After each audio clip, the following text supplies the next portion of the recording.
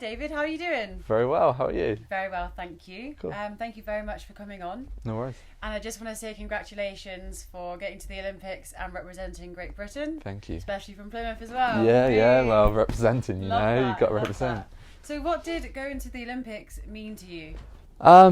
Everything. It's kind of like, it's what I've dedicated my life to do, so like, it kind of, as an athlete, you make so many sacrifices, like through your whole life. So like, I pretty much started when I was 16. Yeah. Since then, there's been things that I haven't done just because I want to be an Olympian one day. Like nice occasions? Or like Yeah, missing out with your exactly. friends Like, like through 18, 19 years old, all your mates are going out, you're like, you're having fun, but you're not able to do that as much. Yeah. So there's been so many sacrifices, and it's all to achieve the goal as becoming an Olympian, Yeah. So it's really cool that I've been That able is to really do cool, it, yeah. So all those sacrifices have been worth it. Exactly, yeah. Do you feel like that gives you a lot more pressure when you get to the games though? It's because it's like you have sacrificed so much and now you're there, you're like, okay, it's now or never. Well, do you know what it was? Sacrifice everything to be here. I thought it was going to be the opposite, right? Okay. So I put so much pressure on myself on just getting there. Yeah. So when I got there and I was like, oh my God, like I've done it, I can just get there and just relax. But obviously, as an athlete, the goalposts move, So like the first goalpost was just to get there, and then you got there, and I was like, oh, okay, maybe I'll try and actually do well, So then I kind of knew that I was expected to at least get to the semi-final, So when I got there in that first round, I was so nervous, just with this pressure to make the semis, Yeah. So again, it's cool that I managed to do that. So absolutely, that's amazing. Sure. And how do you control your legs? Because on a driving test, right, for instance, my leg cannot stop shaking, Yeah. and you actually have to use your legs properly. How do you like deal with things like that? Is it just a mental one of those, endurance that you? If you were to take your driving test every week, your leg would start shaking, So like, I hope so. Even though I don't know it's about something that I've like trained for it like my whole life, course, and I do loads of races. Obviously, the Olympics felt different. It was still like huge, and there was this like added pressure just because of the prestige of the meet. Yeah. But it's pretty well rehearsed, So It's not like you're just going out there and winging it. Exactly. Although in the semi-final, like when I came out of the blocks, I felt like myself just stumble a little bit, and maybe that's like the pressure of it all, kind of like adrenaline. Yeah, exactly, and like it definitely can take its toll on you. So yeah, for sure. but it's basically whoever manages that the best does the True, best. Isn't it? It's such a mindset ability to be able to like put all of that adrenaline aside and just like, okay, I've got to win this thing. Yeah, just go exactly. for it. How did your training change from qualifying for the Olympics?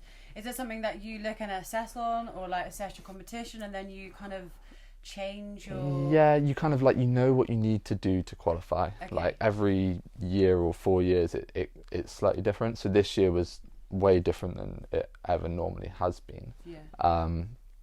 But like it's one of those, like I work with my coach and we assess what we need to do. Mm-hmm. So I've made loads of changes over the last few years, but honestly, like my whole career has kind of been building up to the 2020 Olympics. So like everything was building, and then I had that extra year with the postponement. COVID. But yeah, everything went well for me. So that's good. Yeah, That's good. yeah. Bittersweet, which is really nice out of COVID.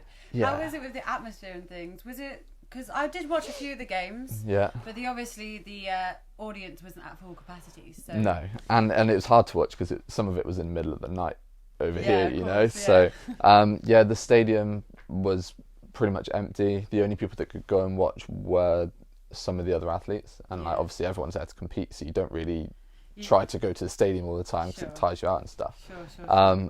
But the Japanese did like an amazing job at like making it feel like a big atmosphere, and like obviously you still got in your head it's the Olympics, so either way it's going to be scary and like exciting. So they did a great job, and the moment you walk out onto the track, all you're thinking about is your race. You're not thinking about there's thousands of people in here or not, so kind of just focus on you and the guys on the track. It's literally just like tunnel vision, like you're focused at that point. For sure. Thank you.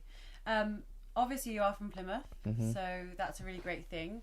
Did you go to Phoenix to train specifically for the Olympics, or was it more or less kind of where it just took you in terms of the best training? so obviously I grew up here. I trained at the club here, and I left in 2012 to go to uni. So that was like kind of natural progression. I joined like a more elite training group in Bath, and I was there for like 7 years, just kind of training with this goal of going to the Olympics eventually. But there became a point where I wasn't improving and I wasn't really enjoying the sport either. So I needed to make a big change if I wanted to achieve my goal.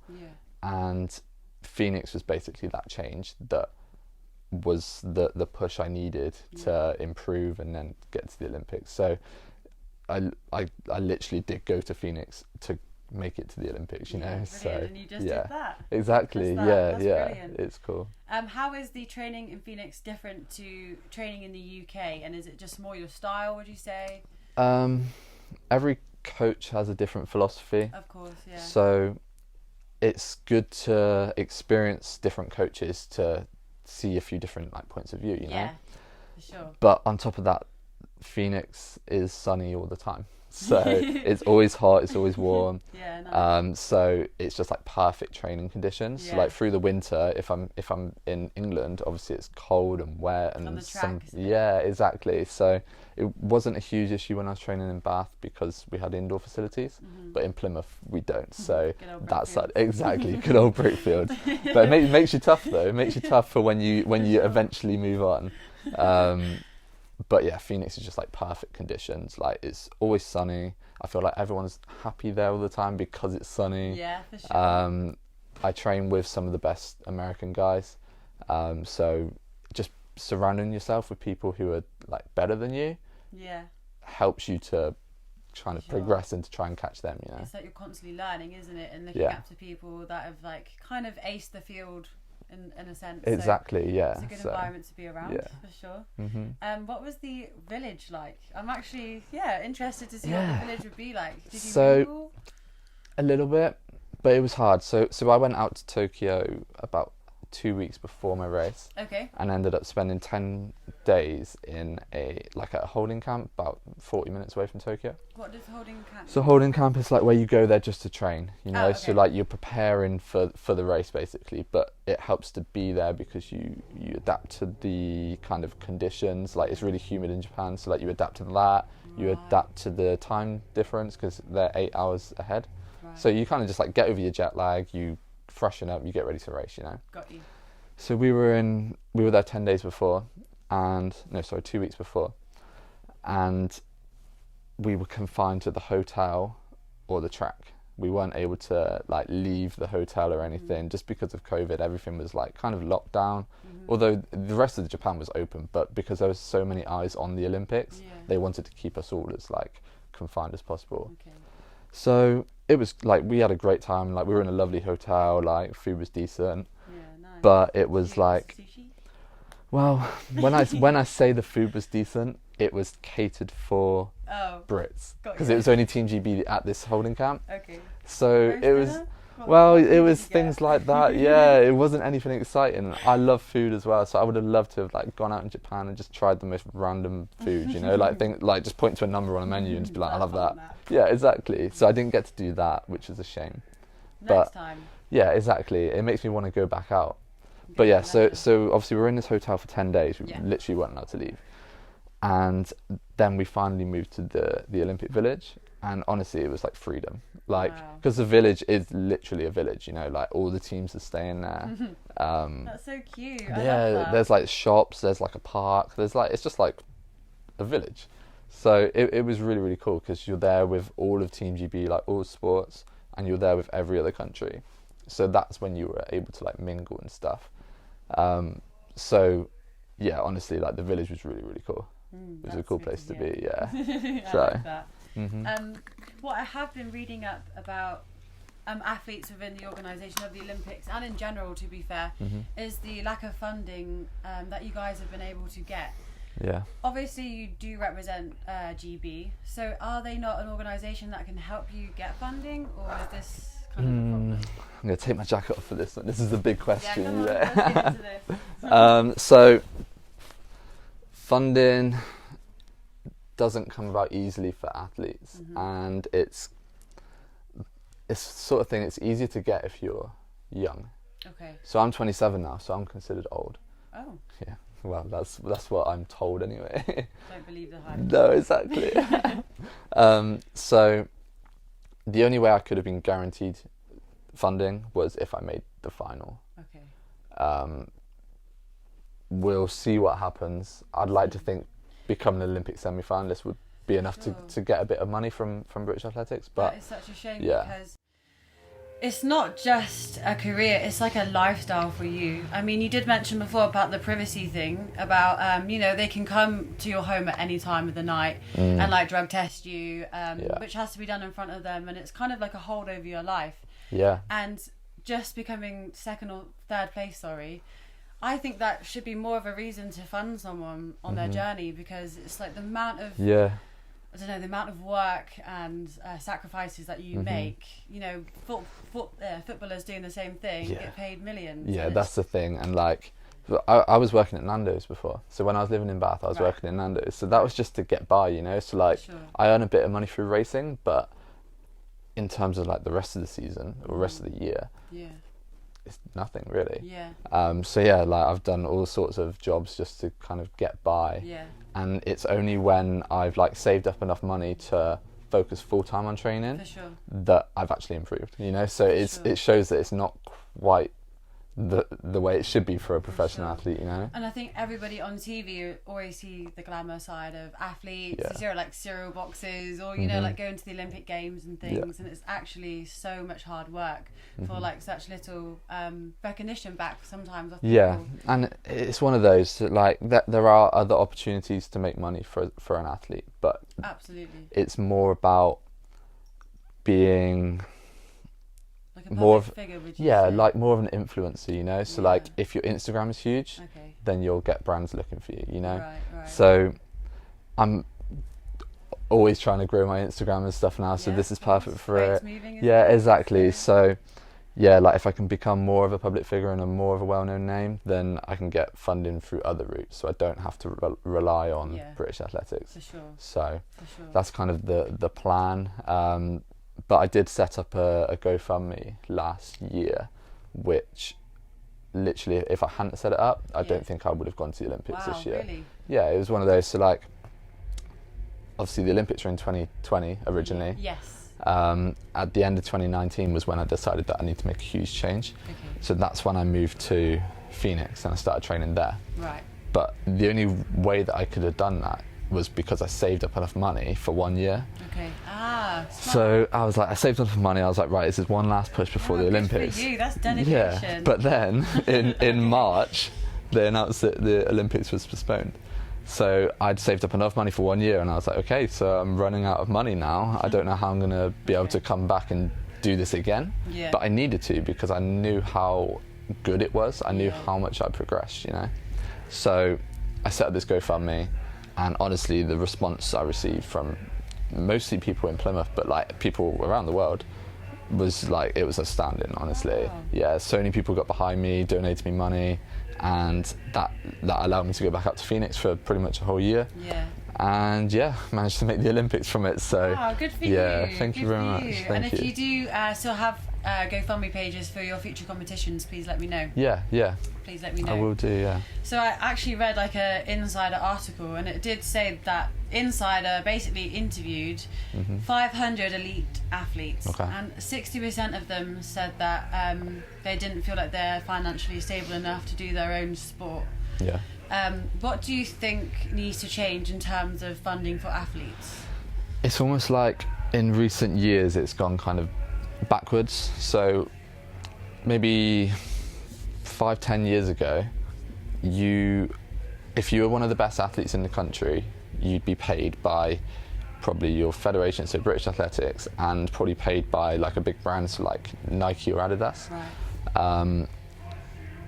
Those brands still pay, but it's much harder to get with a brand now, So it's more like if you are a figure, or if you're famous on Instagram, then you're more likely to get it.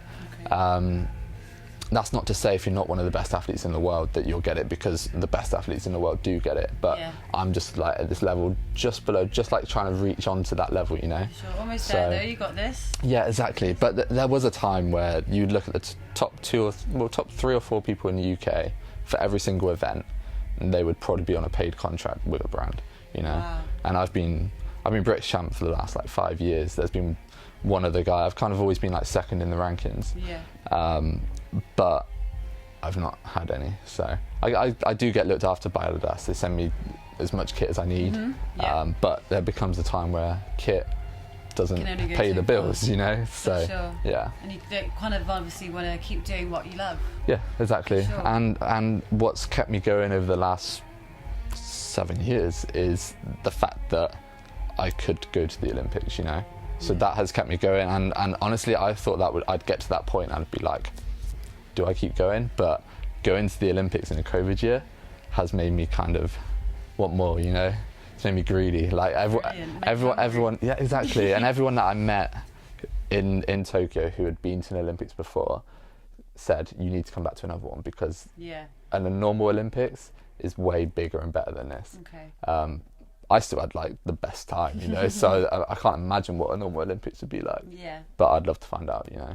I'm sure you will find out. Yeah, We'll be there to watch you. Yeah, thanks. Fingers crossed. Fingers crossed. Who is your favourite Olympian or kind of figure within your sport, would you say? Your inspiration?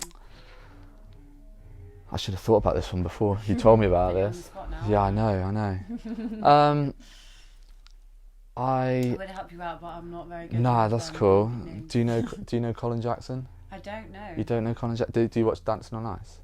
I know you used to do figure skating, so I should watch that, but I don't. Okay. Colin Jackson was a GB. He was from Wales. He was a hurdler. Cool. So he was the world record holder for the 60-meter hurdles. Wow. And he's one of the only kind of famous athletes that I really know from the past few years. Yeah, nice. So he always takes time to speak to me and support me and stuff. So I take a lot of inspiration from him. Love that. So Love yeah, and maybe I'll go on Dancing on Ice one day and be like maybe him. You will. So. Well, I'll have to take you down to ice skating first. Yes, for sure. We'll make sure I'm all right. So yeah, that sounds good. Yeah, sounds good. Sounds good. What do we see next for you? Are you going to the next Olympics, next competitions? What's next? Yeah, so Olympics is in 3 years, so that's not that long really, you know. So next year there's the Commonwealth Games, so that's pretty big. Will you be competing in that? It's the plan. The thing with all these competitions, and same with the Olympics just gone, is you don't know if you're going until about a month before. Okay. So like Tokyo, no pressure. Literally, yeah, exactly. So like everyone asks like, oh, are you going? I'm like, I don't know. Like it's like 2 months away, and they're like, "Oh, you going?" I'm like, "I don't know." They're like, "Okay, I don't know." Yeah, okay. Exactly. So there's usually like a trials event, like where you have to qualify. Got you. And they only do that a couple of months before, is it? Sometimes 1 month. Like Tokyo, I didn't know I was going until about 1 month before. Wow. So it's kind of crazy. Quite a rush then. It's it like is, and 1 minute you don't know, next you're like, "Oh my god, I'm off to Tokyo." Yeah, exactly. And like all the athletes know when this date is that you'll know by, but it's hard for like family. Because if my mum wants to go and watch me at a race, if she wanted to go to Tokyo, it would have been super expensive for her to book it a month before, you know. So like she obviously couldn't because of COVID, so that probably saved her a lot of money. I'm sure she would have paid whatever she could have to be there, but so priceless, isn't it? Yeah, exactly. So Commonwealth Games next year, hopefully. There's also a World Champs next year in America, so that could be good. My next race is probably actually at Plymouth. Hey, yeah, I'm going to do a 100 metres and a 200 metres just to see how fast I am at the moment. Nice. So I think that's a week on Saturday. Hey, well, big up. Week on Saturday. Yeah, exactly. So that should be fun. Come down, check it out. Yeah. Get everyone there, you know. Sure, yeah. Give a bit of atmosphere like you've been missing in COVID. Yeah, exactly. And then potentially a couple of late season races somewhere in Europe. So I think I'm looking at Italy, Croatia and Germany, I think. So maybe we'll go to one of those as well. That's very exciting. Yeah, and then I'm going to take a month off and do nothing. Just so do nothing. exactly, Chill. yeah, exactly. That's Nice. coach's orders though. My coach doesn't want me to do anything, so Yeah. I'll be at the gym trying to, I'm watching Netflix. It's coach's orders. Yeah, well, I like that. show you proof if you want. I like that. Yeah. What advice do you have to young aspiring track athletes in 2021? Yeah, so there's a load of guys at the club in Plymouth right now who are doing really good things. My advice would just to be like, keep doing what you're doing. So like, don't try and do too much. Like at a young age, you should just be enjoying the sport. Yeah. Great to be dedicated. Great to be there. Like as many, like 3 or 4 times a week. Like if that's what your coach wants you to do, then do that. Yeah. Just keep disciplined and just make sure you're enjoying it. Yeah. Nice.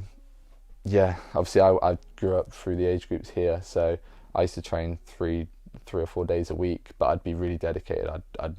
There was no way I was going to miss those sessions, Yeah. but I loved it at the same time. So that was the drive behind it, Nice. Yeah. So just literally enjoy what you do.